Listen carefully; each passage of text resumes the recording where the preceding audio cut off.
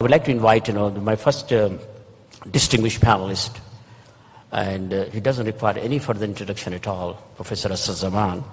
And I have requested him especially in addition to what he has prepared, to cover, how we can enhance the quality of Islamic finance research, how we can build the capacity. That's something very important. So, to you, sir. Thank you.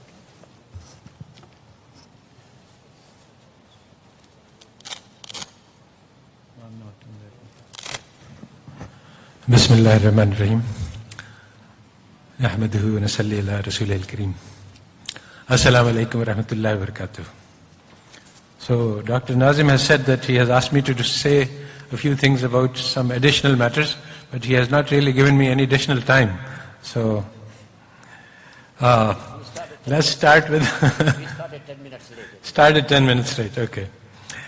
So start by saying that innamal amal bin niyat. So the question is, why should we do any research in Islamic finance? So the question that is being asked is, how can we publish in mainstream journals? Are there any barriers? Can we create independent platform? If we are Islamic, can it be accepted by the mainstream? There are many such questions which were posed in the agenda. So the question is that on Yawm al-Qiyamah there will be an alim, and he will, Allah Ta'ala will ask him, what have you done for me? So he will say that I spent my life in the seeking of knowledge and in the spreading of it. So Allah Ta'ala will tell him that you did it for fame. So this is not recognized here, and there's nothing for you here. And he will be thrown into Jahannam. So to seek recognition or fame is a rather dangerous objective. Actually, of course, we do research, we try to acquire knowledge which will be useful for the service of the ummah. So then the question is, what kind of knowledge is that will help the ummah? Is it the knowledge that will get publication into the international journals or not? I'm not sure. It seems likely that there is a fundamental contradiction between these things. Seeking to get publication may not be compatible with seeking to find things which are of benefit to the ummah. So the Prophet ﷺ said that there are two kinds of knowledge, that one is useful, which enters the heart, and the other is not useful. So the Prophet ﷺ sought that the useful knowledge, and he sought protection from the useless knowledge. So the question is, for 1,000 years we have had an intellectual tradition. In Islam there have been scholars and scholars and scholars, but to the best of my knowledge, nobody has researched on Islamic finance. So why is that? Why is it that after 1400 years of Islam, now we are thinking how to make research on Islamic finance? So when nobody thought of this for 1400 years? Well, there's something that's missing from this discourse, and that is that there is a ruh and there is a body. There is the institutions, the financial institutions that we see are just the body, but there is a spirit behind these institutions. There is a philosophy, and basic philosophy is how should the society be organized. So in the West, the philosophy arose that pursuit of wealth, seeking money is a good thing, and accumulating money is also a good thing. These are actually contrary to the spirit of Islam, and actually also contrary to the spirit of Christianity. So it didn't happen immediately. It took a while for this idea to get established in the West.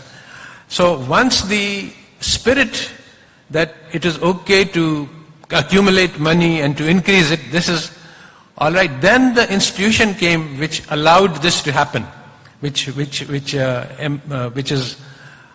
enables the spirit. So there was, in the West, there was a great transformation, a change that came from when they switched from Christian thinking to secular thinking. And so as a result of this, the modern models for economics and finance, they are based on the idea of greed and competition, that everybody should seek to make money for himself and should compete with the others to do so. So all of this led to the institutions of banks, private property of a special type, which is that I have all the right to my property, nobody else has any right to it, and then profit-seeking firms. As opposed to this, Islam has the tradition of generosity and cooperation. So the Islamic financial institutions were the waqf, because the people, instead of seeking to make money for themselves, they followed the order of Allah that if you have excess money, you should spend it for others. So in order to do this, you see, if somebody goes to the bank and he says, I have 1 billion riyals, what should I do? So the bank will tell him how to make it 2 billion. But when the person with excess money went to the Prophet ﷺ said that you should put it into a waqf so that you can earn the ajr until the akhirah. So in the Islam, the financial institutions where the most of the money was, were the waqf. Then again, there were the guilds. You see, in the spirit of Islam, the object of the firms is to serve the people. And the guilds were a way to combine the service. Many firms combine to provide a service to society. So actually, the firms in the West, their object is the bottom line. They do service to the people in order to earn money. But in the Islamic tradition, the conception is different. The firms earn money in order to provide service. So this is a completely opposite tradition from the Western tradition. We earn money, but earn money is not for the sake of making profits. It's so that you can use the money in order to provide service forever. Now the financial institution in the West have had a very major bad impact in the West. The banks were the cause of the global Great Depression of '29. That led to the creation of the Chicago Plan for regulating the finance, and that led to prosperity for 50 years. But since the 1980s, deregulation has taken place and financial institutions are booming, and they have caused a great deal of harm. So if you look at the consequences, there are millions of homeless and hungry in the USA, even though it has trillions of dollars of wealth. Today, the top 60 people have more money than the bottom 3.5 billion. Today, the poor countries are paying $7 trillion in interest to the rich countries. And about the same amount of money, $7 trillion, is going from the poor countries to the rich countries as transfers by multinationals. Today, the defense budgets of the big countries is enough to provide housing, clothing, food, education, and health needs of the whole planet. Why is this? This is because of the financial institutions. They are at the heart of this system. So should we become part of this system? Should we try to be accepted to this system? So Islam came as a stranger, and it has become a stranger to the Muslims. The teachings of a revolutionary kind are never acceptable to the mainstream. The Prophet ﷺ never sought to be acceptable to the Quraysh. So the society which was created, the Islamic society, for 1,000 years, if a student wanted an education, there was never a question that he should bring some money in order to get his education. And if somebody was sick, it was understood that it is the responsibility of the society to provide for his health needs, and this is how it happened. The waqf were there to take care of the social needs, to take care of education. Nobody had to pay from his own pocket for education. So this is the financial system of Islam. It provides for the needs of all. How can we create such a society? The Quran testifies that it was the spirit in the heart that they feed other while they are still themselves hungry. So there is a radical paradigm shift that is needed. Today, you see, just some 20, 30 years ago, that people learned tib, doctory, in order to serve the people. Because Allah Ta'ala says in the Quran, if you save a life, it is like you save the all of mankind. So this was the spirit. But today, the doctor is learning medicine in order to make money. This is not an acceptable social purpose. Similarly, loans were given to help people. They were not commercial. They were not to make profits. People are talking about Islamic microfinance, but Islam has, from the day one, the microfinance as qarz-e hasana. You give to the others, not expecting anything in return. The firm objective is to maximize service. As I mentioned, insurance is cooperative. It is taking care of each other. It is not adversarial. So the spirit of Islamic insurance is very different from the spirit of Western insurance. But today what's happening is that we are trying to adopt the Western body, but we are trying to fit into it the Islamic ruh. And this is very difficult, if not impossible. Today, after the global financial crisis, everybody knows that the current financial system, the paradigm is very bad and it's very harmful, and people are looking for alternatives.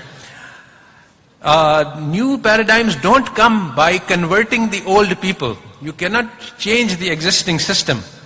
Rather, a revolution comes by attracting the young towards the new.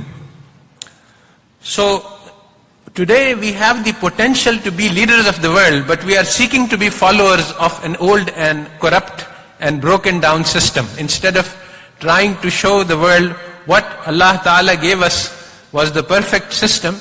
Al-yawma akmaltu lakum deenukum wa atmamtu alaykum ni'mati. Allah Ta'ala gave us the Kamil system, but today we think it is deficient. We would like to fulfill the defects by borrowing from the West. This is it. Yeah. So, today we need to, the system, already the principles are there. How we can put them into practice, there are 100 differences. In every field, in every dimension, what the Western financial systems teach is the opposite of what Islam teaches us. So today we cannot get published in their journals. We have to show them the way. We have to lead. We cannot be followers. And the leadership, just one principle which is different is that Allah Ta'ala says, وَالَّذِينَ جَاهَدُوا فِينَا لَنَهْدِيَنَّهُمْ سُبُلَنَا. What this means is that we have to do action research. We have to show, when we do a poverty, it's not we have a conference and we read papers. We go out into the fields, into the villages, and we help the people. And by taking the action, the research and the knowledge will be created. So it's in the process of trying to struggle to change the problems, to solve the difficulties, that the knowledge will be created. And that will be a different type of knowledge from the one that can be published in journals. Okay, thank you. Jazakallah. Thank you. Thank you, Professor Zaman. Appreciate it very much. And inshallah, we'll get back to you on that, what sort of efforts that we can make. With that, I would open the floor, and I will be happy to take, first round of questions, and then I will pass it on to my esteemed, panelist. So I'll start from the Yameen, which is Professor Abdul Mannan, and then I have another hand here, and then there's one. There's the two. Okay, yeah. Please, may I request you to, instead of making any statements, just come to the question and ask the question short and sweet, so that my panelists will have the time to respond to it. Thank you for giving me the floor. Yesterday I raised my hand because my right hand was paining, so I raised my left hand. We can hear you, sir, very well. You can hear me? Now you hear me? Now, thank you for giving me the floor. Assalamu alaikum. And I heard the distinguished presentations, and I'm deeply impressed. The first thing, there is a need for paradigm change. Paradigm change is structure of scientific revolution. In Islamic banking and finance, we need a paradigm change. The current practice and operation of the Islamic bank is not up to the mark. And as Mehtab has rightly mentioned, that there are certain common functions. Consumption, production, and distribution is a common function to all economic systems. But in Islamic, response to all these are quite different, and that is not highlighted.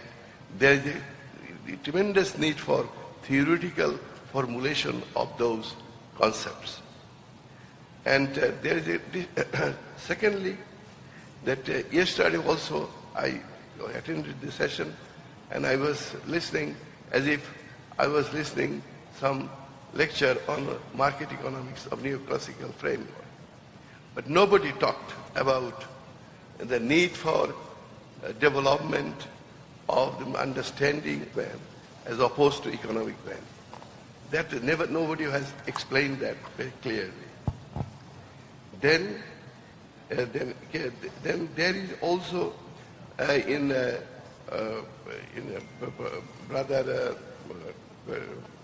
Kabir has rightly mentioned that we are short of papers, and in order to get the promotions, we need the papers to be accepted and published in a reputed journal.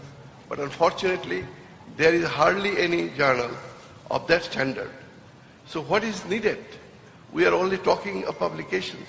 We need a fund allocation for research and development. And we have 300 Islamic banks. We have Islamic Development Bank of 57 Muslim countries. And I am also one of the founder chairman of a bank. I was a professor. I was a teacher. I frustrated. I went to the field. I found it is more frustrating. It is more frustrating to implement Islamic banking principles and practices. Thank you, Dr. Abdul Mannan. There is no cooperation. There is no cooperation among the Islamic banks. So we need to establish a task force. We need to have a research fund. And that fund must come from the universities, authorities, from all the operational Islamic banks. We must mandate them that if you practice Islamic banking, you must allocate fund for research and development. We should develop our own independent paradigm. We must not referring this journal, that journal. So there is a need to set up a task force by this conference. We always talk, but we don't implement our recommendations. So my suggestion is this, that we should create a fund for research and development, and the fund should come from the Islamic banks and universities, and a task force should be created for publications. Sure. So thank you very much. Thank you very much, Professor Abdul Mannan. Let's move on to the second question with Dr. Ibrahim.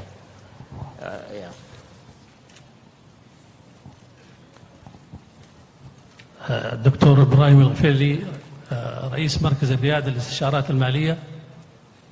أشكر البانل على إظهار أهمية الأبحاث العلمية في مجال الاقتصاد الإسلامي، لكن أود أن أوجه مقترح للسادة العلماء والدكاترة والبروفيسورات في الجامعات الأمريكية والأوروبية، أنه بعد الأزمة المالية العالمية في عام 2008 ظهر كثير من المصلحين الدينيين أو المصلحين الاقتصاديين، وبعضهم من فاز بجائزة نوبل، ويعني هؤلاء انتقدوا عدم أخلاقية النظام الرأسمالي والنظام المصرفي، وأنه يجب على العلماء المسلمين المهتمين بالاقتصاد الإسلامي أن يظهروا هذه الصيحات وهذه الكتابات التي تظهر في الدوريات العلمية وتظهر. وسوف أعطيكم مثال على ذلك. كتب بوفيس فانسون، وهو إيطالي، رئيس تحرير مجلة شالنجر، مقال بعنوان البابا أو القرآن، بابا أو القرآن الكريم، بعد الأزمة المالية العالمية في عام 2008. تساءل فيها رئيس التحرير عن أخلاقيات الرأسمالية، the ethics of capitalism و the ethics of the church في التساهل في تحليل وتبرير الفائدة، في حين أن القرآن الكريم يحرم الربا وكل الأديان السماوية تحرم الربا. فهذا السلوك السيء في المؤسسات المالية الأوروبية والأمريكية وفي النظام الرأسمالي الذي يعني في عروقه أدت إلى هذه المضاربات الفاسدة، وأدت إلى انهيارات البنوك وانهيارات المؤسسات وانهيارات الوظائف. وطلب من البابا قراءة القرآن الكريم بدل من الإنجيل لفهم ما يحدث من كوارث مالية وما سيحدث في ذلك. فلو حاول علماء الاقتصاد الإسلامي في إظهار هذه الحقائق، ودعا أيضا رولان لاسكين رئيس تحرير الصحيفة الفرنسية لو جورنال دي فاينانس، وهي جريدة أو مجلة متخصصة بالفاينانس، وذكر أيضا يجب تطبيق الشريعة الإسلامية في المجال المالي والاقتصادي والمصرفي لوضع حد لهذه الأزمة التي تهز العالم وتهز وظائف البشر، وهذه المضاربات الفاسدة هي التي أدت إلى هذه الانهيارات. علماء الغرب يطالبون أينكم من إظهار هذه الحقائق؟ يعني الفرصة متاحة، وشكرا لكم. Thank you very much indeed, and that's wonderful. Yes, we do have a lot of opportunities for us to reach out to the mainstream journals, through for these concepts and to respond to the financial crisis. So I think we'll take one, from this side, and this one maybe. Sure, go ahead. Yeah. بسم الله الرحمن الرحيم. شكرا. على كل حال أنا عندي يعني تساؤل وعندي توصية. فتساؤل يرتبط ب يعني ما سمعته من عروض ممتازة هذا الصباح، كأنها تتحدث عن منطقة جغرافية. So excuse me, if you can just raise the question, that will be easier, rather than the statement. Just the question, please. What is your question? يا أخي الكريم، أنا من المغرب، ويعني رفعت أصبعي عدة مرات منذ الأمس إلى اليوم ولم تتح لي الفرصة، فأرجوك أن تسمح لي بإتاحة الفرصة. شكرا لكم. وأنا الوحيد من المغرب. وهذا يعني أقول بأن الآن نتحدث عن رقعة جغرافية معينة، كأن المالية الإسلامية لا توجد إلا من مصر شرقا، لا نتحدث عن الغرب الإسلامي. وحتى المنشورات التي تحدث الإخوة كلهم يعني لم يذكروا أي شيء عن ما بعد مصر، يعني من ليبيا، تونس، الجزائر، المغرب، موريتانيا إلى غير ذلك، وغرب أفريقيا. هناك أشياء كثيرة منشورة لا تصل هنا ولا يتم الاطلاع عليها. حتى لما تحدثنا عن المجلات والدوريات، هناك مجلات كثيرة جدا انطلاقا على ما أعرف شخصيا، انطلاقا من تونس، الجزائر، المغرب، باللغتين العربية والفرنسية، لا تصل إلى هنا ولا تعرف ولا تدخل حتى في الإحصاء.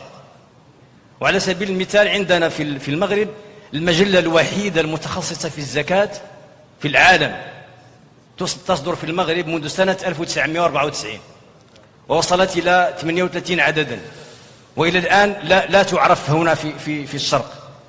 حتى أنا قبل أن آتي من المغرب يعني 5 أو 6 مؤلفات صدرت باللغتين العربية والفرنسية في غاية الأهمية، سواء من الناحية النظرية أو من الناحية العملية. فلذلك توصيتي تنبثق عن هذه الشكوى أو هذا العتاب الأخوي، لأن نحن نعرف عن إخواننا كل شيء أو معظم الأشياء، ولكن إخواننا لا يعرفون أي شيء عندنا. فتوصيتي هي لهذه الجامعة المباركة التي دعتنا هنا أن تكون على الأقل أن تقوم بإصدار مجلة دولية أو عالمية للمالية والاقتصاد الإسلامي بلغات 3، باللغة العربية وباللغة الإنجليزية وباللغة الفرنسية، ويكون لها مندوبين في كل الدول حتى يتعارف المؤلفون والكاتبون والباحثون في هذه البلدان، وحتى لا نبقى نتحدث عن منطقة معينة وكأنها هي فقط العالم الإسلامي، لأننا نشعر بأن هناك يعني عدم معرفة للغرب الإسلامي. شكرا. Go ahead. Quick. He asked Dr. Abdul Manan is talk about the funding for the research and development, and the other one is talk about these opportunities for publishing, and the other gentleman asked about why don't we have a multilingual journal in the field of Islamic economics and advice, simultaneously publish articles in French and English and in Arabic. Speak? Yeah. Just 1 minute, please. Yeah, okay. So I think that we have really radical models which the world needs at this moment. And if we implement them, the research will come. You see, the research cannot be done in a vacuum. It has to grow together with the work. So we have, for example, takaful, genuine model, not the artificial model. Today the problem is that we are taking Western models and trying to Islamize them. And we are abandoning, for example, the genuine model for takaful is a cooperative model where everybody is in there to help each other. So when somebody is in difficulty, the other people cooperate, they try to help. This is different from the adversarial model in which there is a gamble, and if I suffer a loss, the insurance company will pay me, but they will try to minimize their payment because they are actually on the opposite sides, the zero-sum game. So this is just one example. In many areas, Islam has really different models, and they are being done, alhamdulillah. Like in Pakistan, we have just created a hospital, Indus Hospital, in which any patient can come in. He doesn't have to there is no cashier, no money. He just comes in and he is treated at the most modern. Just like that, we need to create institutions like that where we provide service to the people without any money. And this is possible to do. It was done in Islamic civilization for 1,000 years. If we do that, then the rest will follow. The research will come, and the academics and how this is done, etc. This will come together with the work. We have to create a new model, and then we will be able to do the research for it. And people will come to our journal. They will ask how we can get published in the Islamic journals. So that's the question. Okay, thank you.